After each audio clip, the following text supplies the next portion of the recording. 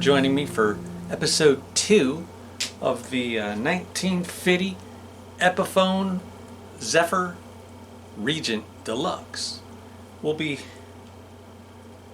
neck resetting today, working on some binding and tailpiece engraving.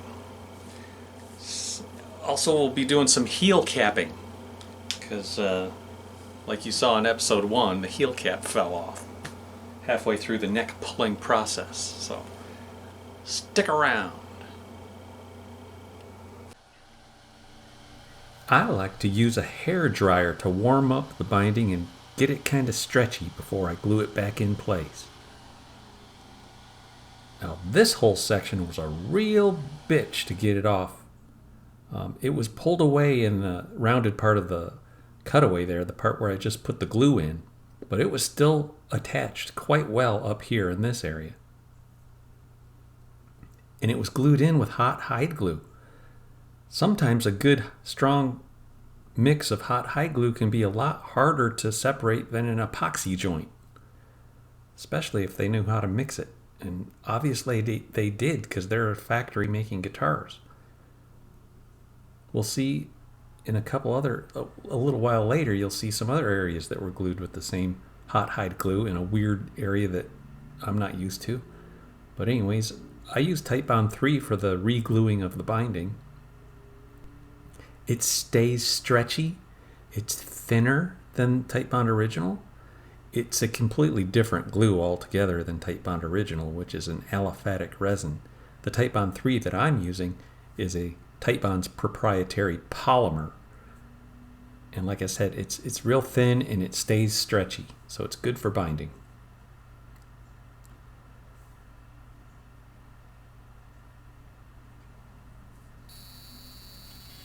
Next, I'll show you how I cut through some of the other areas. I used the very small burr, and it's a ball-shaped burr. And I cut till I wasn't comfortable cutting anymore, and then I finished the cut with a number 11 X-Acto blade. Once the binding's released from itself, you see I can push it back into place. And that's the whole plan here. I'll sand with 220 grit sandpaper stuck to a marking knife.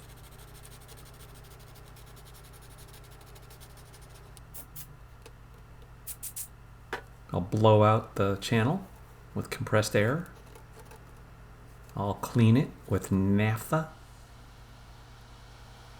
I'll warm it up with a hair dryer, get it stretchy so it can make that bend without resistance.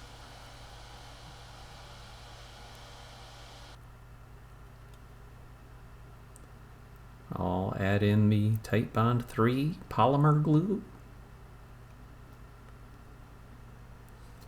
Titebond 3 is still a water-based glue. It cleans up nicely with a wet paper towel. We'll stretch back down into the waist area here. Clean it up, wipe it. Come back tomorrow and we'll start filling in that little missing piece. Sometimes it's good to heat it again after the tape is on.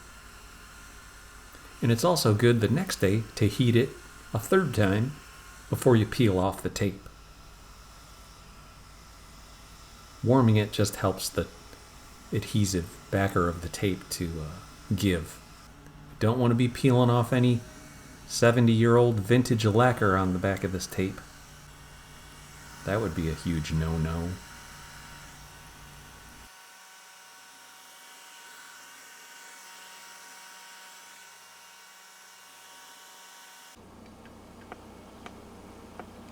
So we'll be filling in this spot.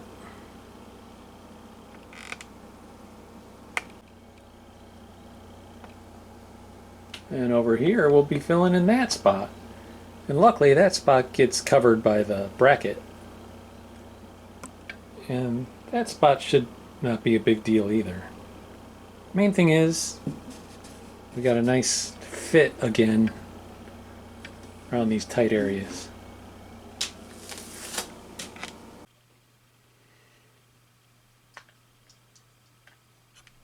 Next, I'll work on this cutaway here on the back side of the guitar, which was the most difficult part out of all the binding, and because the outer thicker layer of white is pulled away from the purfling, but also you'll see that the white, black, white purfling layers are pulled away from the channel at the maple.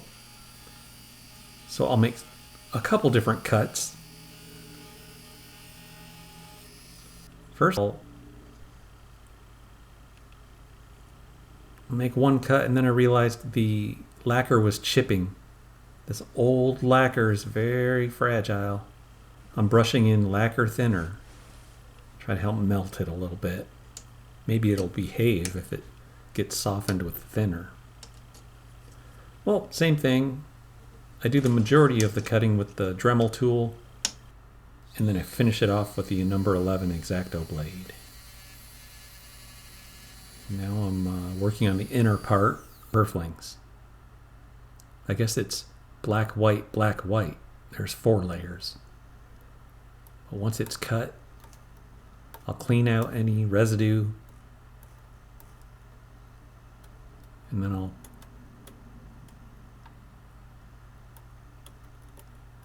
push it back in place. I'll glue it. But this time, instead of Titebond 3, I'm using gel CA glue. This is the Glue Boost Master Gel.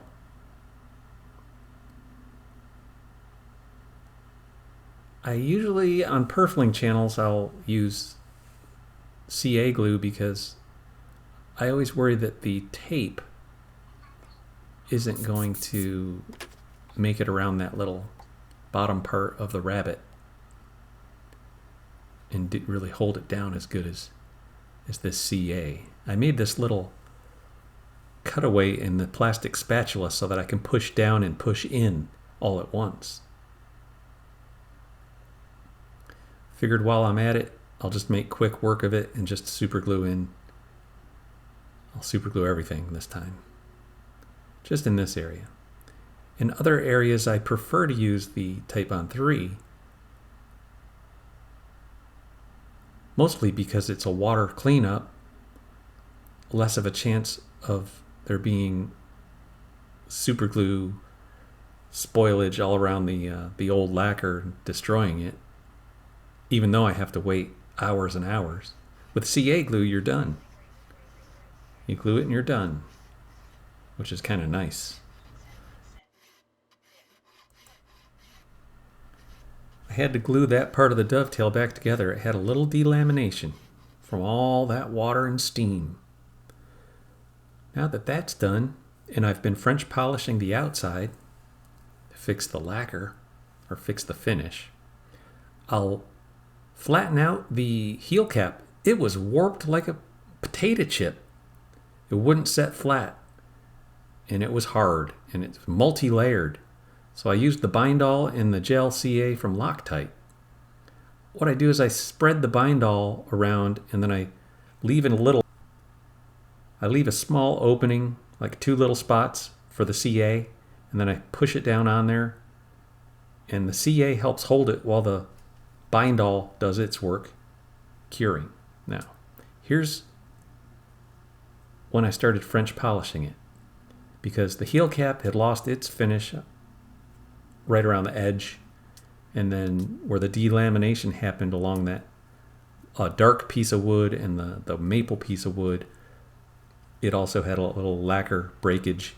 So the French polishing helps refinish and smooth everything over like it was like nothing ever happened. This seems to happen on every arch top that I work on. Now we're going to start filling in those voids. I'll use super glue, fill and finish medium, I call it. They call it fill and finish. They don't put medium. They don't tell you what viscosity it is, but it has a blue label and it's fill and finish. I call it medium. I take about 10 drops of dibutyl phthalate.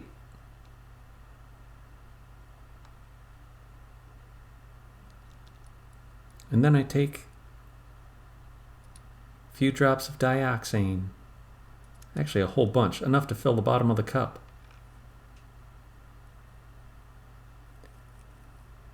It's just a carrier for the CA glue and the color that I'm going to mix in. I take a little titanium dioxide, just a teeny tiny bit of this wheat colored Mohawk Blendall powder. That'll give it an off-white color. And I noticed my paintbrush is contaminated, so I'm gonna have to start over. Fill and finish medium. It's getting a little old. It's a couple of years old now. It's almost turned into fill and finish thick. It's so old. Well, I got a new bottle in the works. So I'm starting over with my color mix, my off-white color. You have to mix it separately before you add it into the CA, otherwise it'll explode. Don't try this at home. Now, I mix it up real good. Sometimes there's a little sediment at the bottom of the cup, which is okay. A little more white. I got a little too tan looking there. I was shooting for off-white, not tan. And then you drop one or two, like 3-4 drops into the gel CA, and it mixes up great. It doesn't explode. And because we added the dibutyl phthalate, it doesn't dry all crispy and chalky. It has a rubbery consistency to it, which is what you want around the edges of a guitar. I mean, you want it hard, but a little stretchy, and that's what binding is. I'll accelerate once, twice, 3 times the glue boost. I'm going to be working my way around this whole guitar because it had a lot of spots. What that is, a Q-tip that's been sprayed with accelerator. Sometimes when I'm working over here, I don't like to spray the accelerator over here. I like to spray it over there and bring it over here because it's got a harsh, it feels a little harsh on the lungs, you know. I'll spray it here and then I'll leave the room for an hour. Come back and work it. Accelerate all.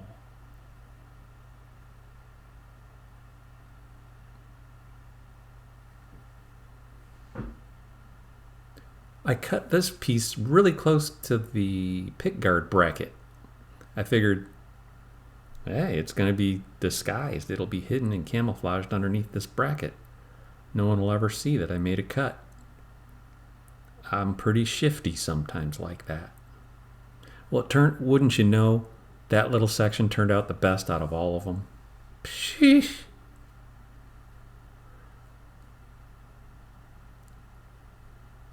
Same thing here. I'll fill this in with the slurry. CA tinted white, off-white.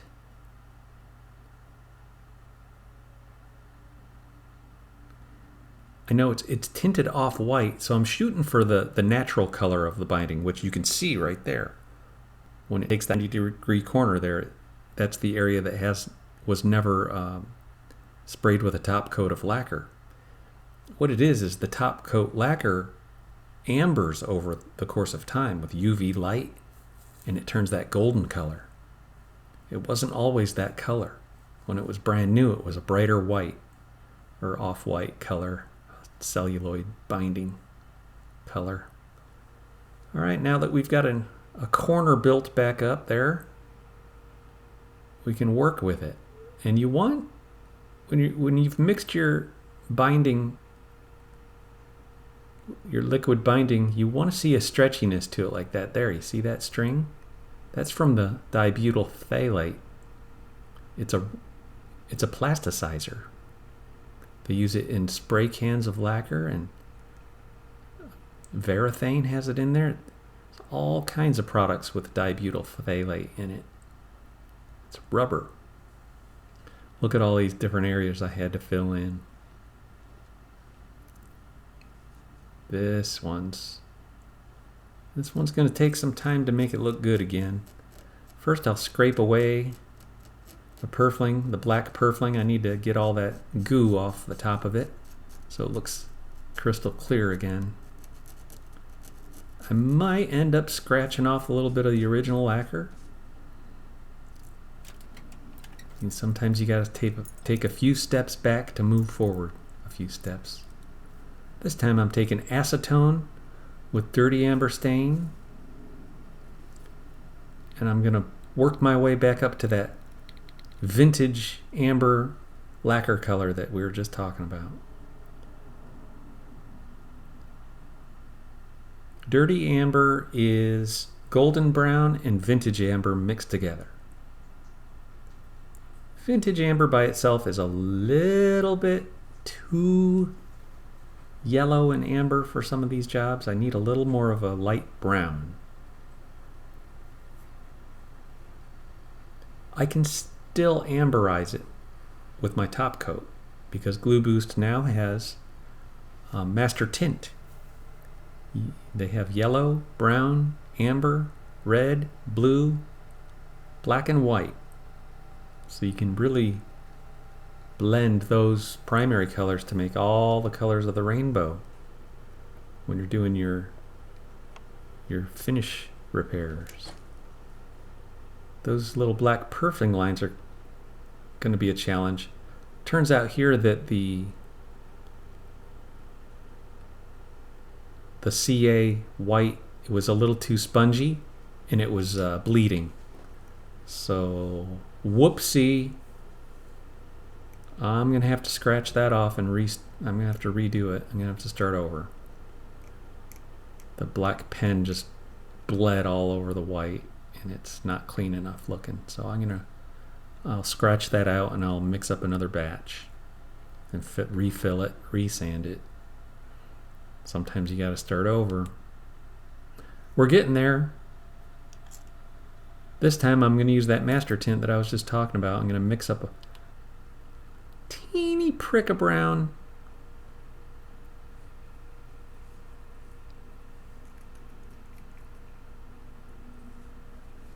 Oh, it only takes just a tiniest bit. Just a skosh of the yellow. Like a gnat's hair of yellow. That's all. Get it in there. Mix it up. Look at that. This is my clear top coat. Glue Boost Ultra Thin. Fill and finish. Tinted to an aged lacquer just right. Now that I've mixed it up, I'll grab one of my lip brushes. Actually, I'm going to use the micro brush to drop fill that one area just a little bit. Little accelerate tall. Okay, now I'm reshaping the heel cheeks with my right angle random orbit sander. This will correct the neck angle. Before regluing the neck to the body, we got to change the angle. I think in my last neck reset video, there were a few people that were upset I didn't show, how I did that. How I pull the sandpaper through, but these two jobs are so involved. There's so much stuff going on. There's binding, there's bridges, there's inlays, purflings, neck resets. I do have a neck setting playlist for y'all too. There's over 50 videos there. You can watch through all the neck reset videos all in one place. If you go to my channel and you go to my playlists, you'll find one called Neck Resets.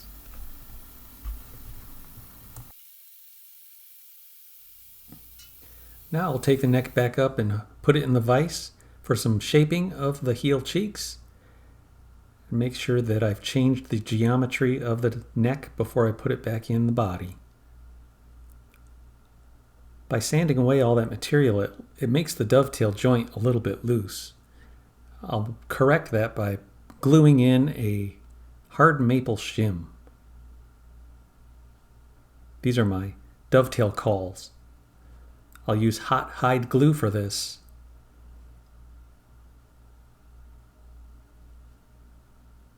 I'll also use it again when I permanently glue the neck back into the guitar body.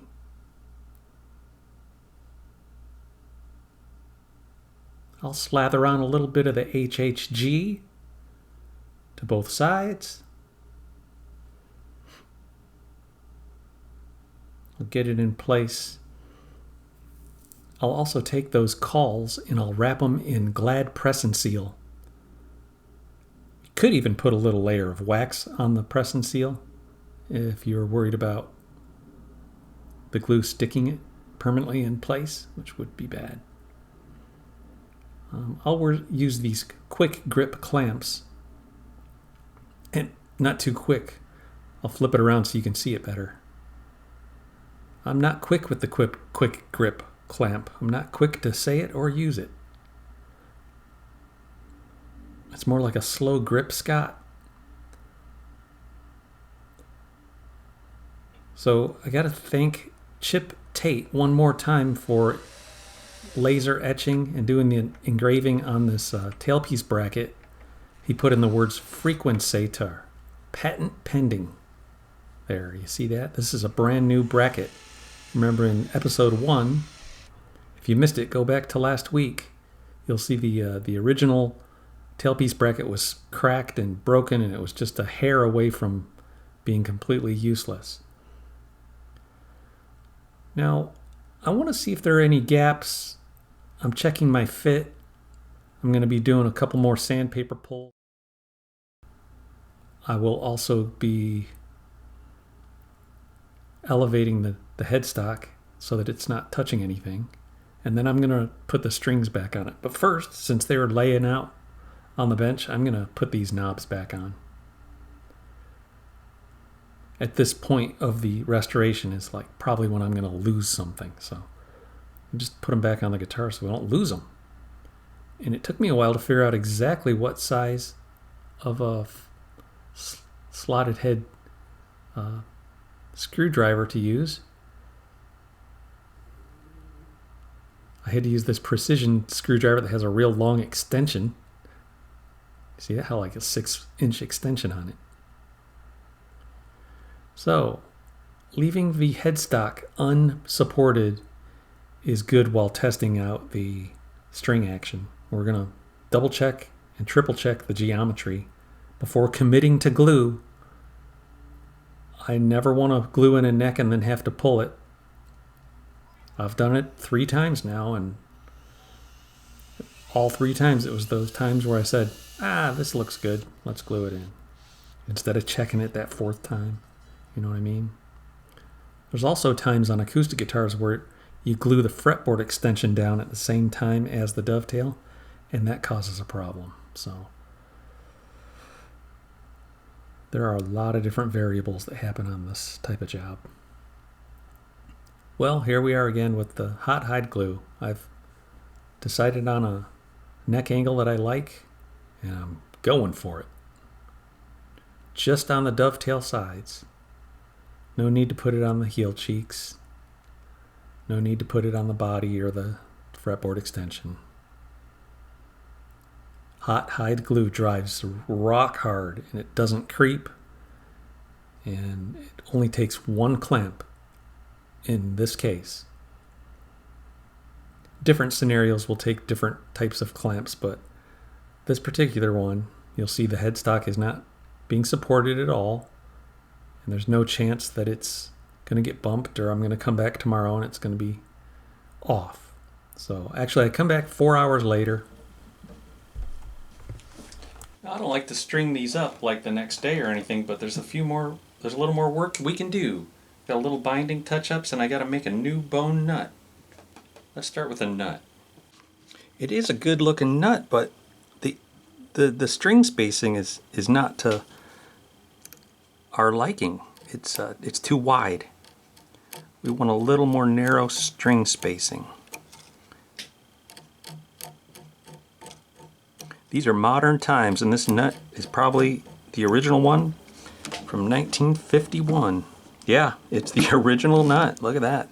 Did I tell you guys this was bought at the pawn shop in Las Vegas? Pawn Stars TV program? Chumley was the sales guy. My customer dealt with Chumley to get this baby to Nashville. Look at that. It's been repaired. It's got a little super glue here. But anyways, chip off the lacquer.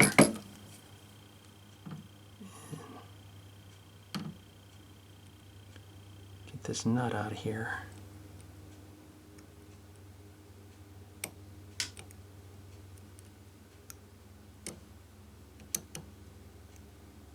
Lacquer's very chippy.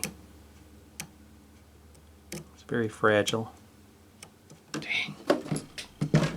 So I put my 250 watt heat lamp on over the nut area here for about 5 minutes, about 5 inches away, with protective metal on either side of the nut.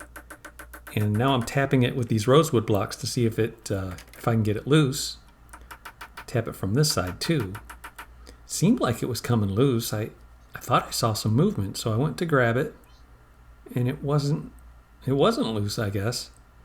But the problem is when I went to grab it with my more sharp fret pulling pliers, it chipped. And so I didn't have anything to grab onto, and it was glued in there so strong that I had to start cutting down the middle. And this is an old technique that I learned about 20 years ago, and I thought I always had to do this on these Gibson nuts that are glued in. This is Epiphone. But you saw through it till you have like an eyelash left to go, and then you go at it with an X-Acto blade for a minute till you can. I went ahead and warmed it up again because at this point I was totally paranoid. In 6 or 7 years of doing YouTube videos on these, this is the first time I've ever had to cut one. First time I've had to cut through a nut on a YouTube video. There's my sheet metal. The other problem is they used hot hide glue, and this old bone is so porous it just held onto that glue like crazy. But once I cut through it, I was able to drop a little hot water in there, let it soak in, and then heated it up, and voila! That's how you do it. If you ever have a stubborn nut, you gotta cut through it with a hacksaw. And trust me, use a hacksaw. Don't use your really good Japanese saw, your woodworking saw. Save that for wood.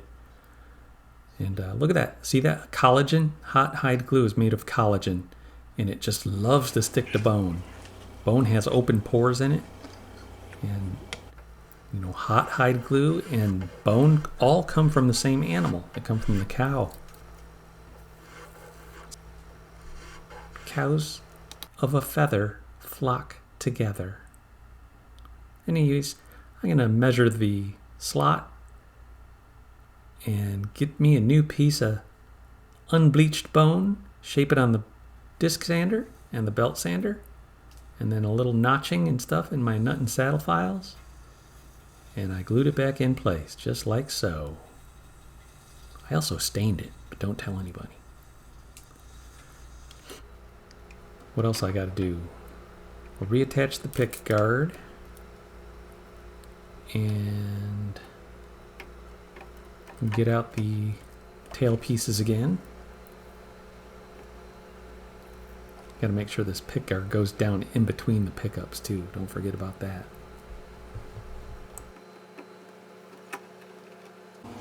Oh, look how low that action is. Oh my. Don't worry though. because it's a good old arch top with an adjustable bridge. We can raise this or lower this. I'll raise it up a little like that. We don't want to go too high with one of these old things because these don't, you know, they're not adjustable.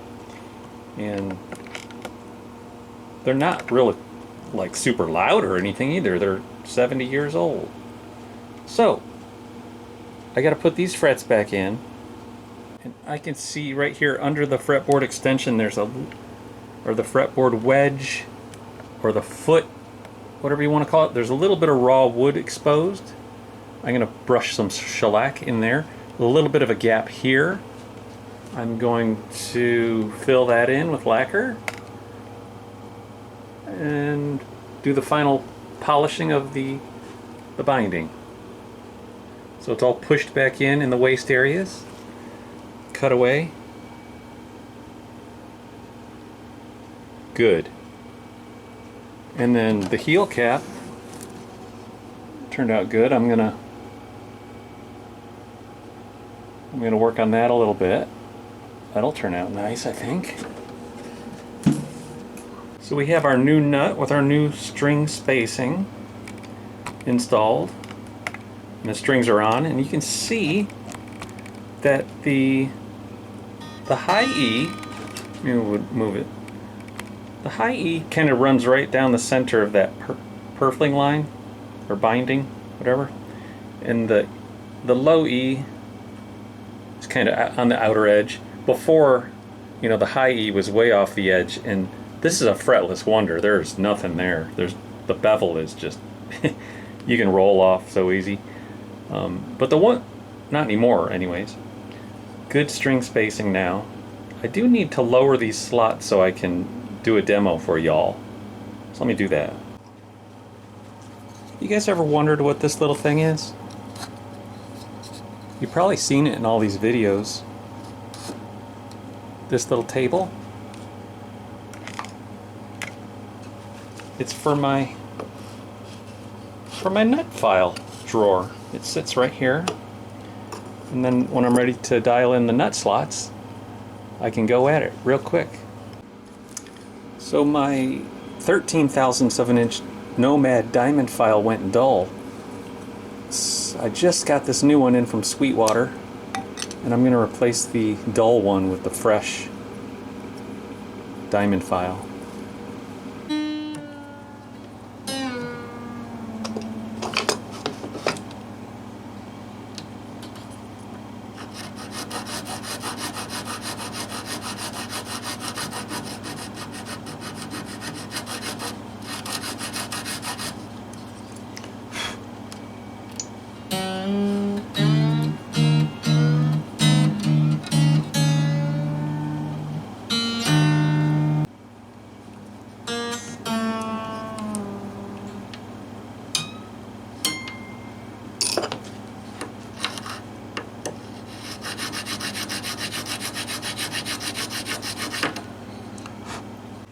Before I get too carried away with lowering the slots, I like to come in with the string spacing rule and see how I did. Sometimes one or two of them need to be shifted one way or the other, and I want to do that now before I decide on how deep they need to go. You can kind of fudge them one way or the other as you're deepening them. So it looks like I did a good job.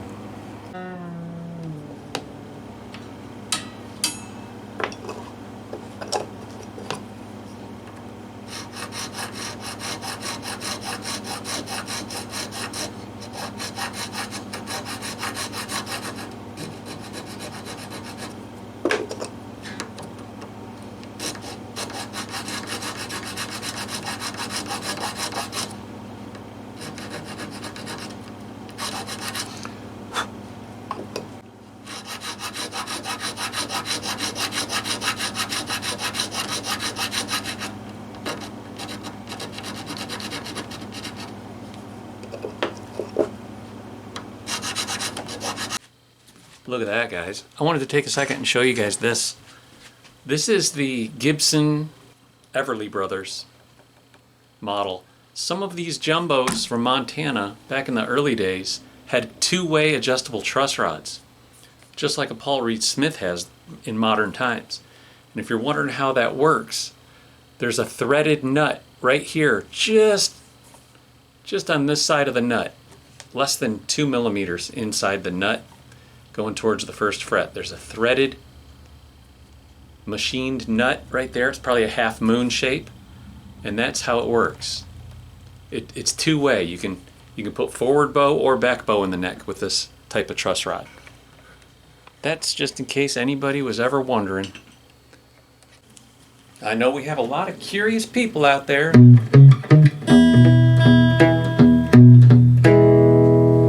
Man, I hope I didn't stress all of you out. Cutting through all that binding.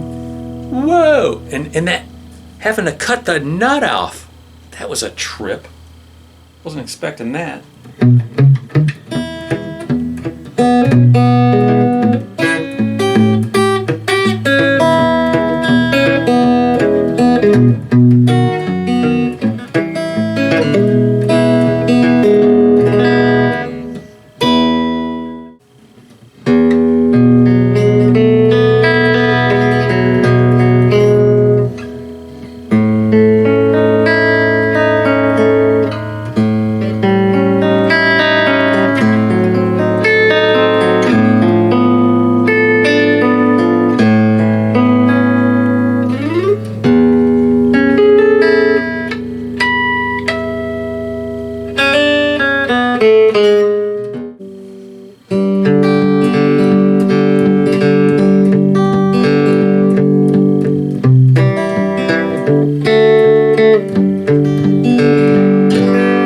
Appreciate you guys hanging around and tuning in. And thanks to you, all the new subscribers. I hope to see you next time. Catch you later.